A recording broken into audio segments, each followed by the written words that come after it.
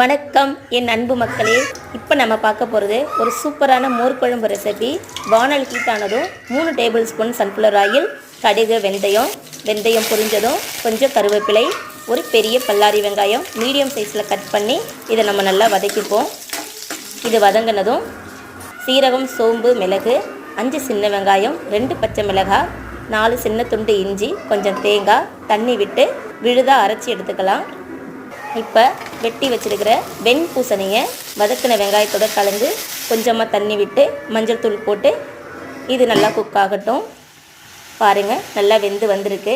இந்த ஸ்டேஜில் நம்ம வேக வச்ச துவரம்பருப்பு, அரைச்ச விழுது சேர்த்து கலந்து கொஞ்சம் உப்பு சேர்த்து கொஞ்சம் பெருங்காய பவுடர் போட்டு மூடி வச்சிடலாம். ஒரு 5 மினிட்ஸ் ஆனதும் கட்டி தயிரை ஒரு பல்ஸ் விட்டு மிக்சியில் அரைச்சி எடுத்துருக்கேன்.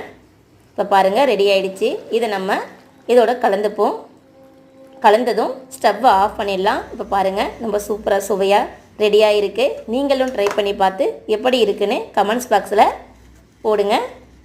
சேனலை சப்ஸ்கிரைப் பண்ணாத நீங்கள் சப்ஸ்கிரைப் பண்ணி லைக் பண்ணுங்கள் அண்ட் ஷேர் பண்ணுங்கள்.